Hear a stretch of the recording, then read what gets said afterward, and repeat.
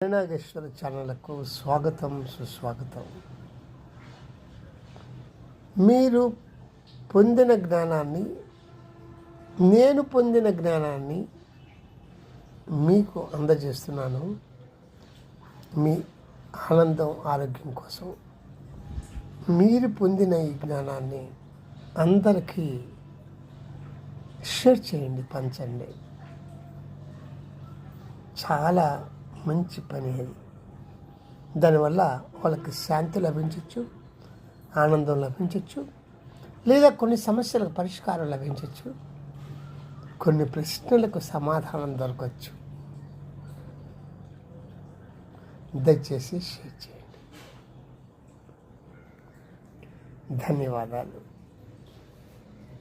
ఈరోజు మీ ముందుకి నేను యాక్సెప్టెన్స్, ఇష్టం లేకపోయినా స్వీకరించటం. ఇష్టమైంది ఎలాగ స్వీకరిస్తారు? అది కాదు, ఇష్టము లేకపోయినా స్వీకరించటం, మనస్ఫూర్తిగా స్వీకరించటం. దాని గురించి నేను బ్రహ్మసూత్రాల్లో ఉన్నటువంటి విషయాన్ని క్రోడీకరించి మీకు అర్థమైన భాషలో నేను రాసుకున్నాను. దాని ప్రకారంగా చెప్తాను.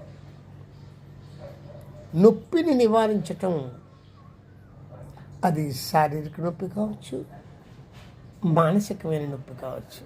నివారించడం, తప్పించుకోవడం, నివారించడం కానీ తప్పించుకోవడం కాదు.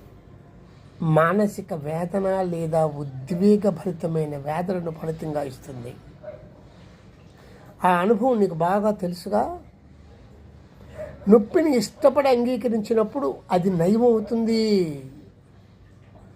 ఆరోగ్యం పునరుద్ధరించబడుతుంది, స్వస్థపరచబడుతుంది.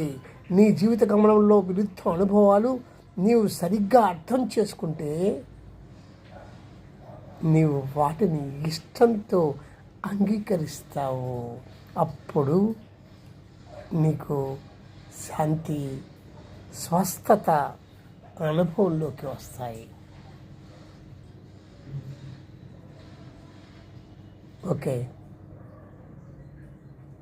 ఇది నేను చాలా సంక్షిప్తంగా, క్లుప్తంగా చెప్పాను. దీన్ని 1-2 సార్లు విని అర్థం చేసుకోండి ప్రతి మాట. అలా మీరు ఆచరణలో పెట్టండి. ఉంటా. నమస్తే.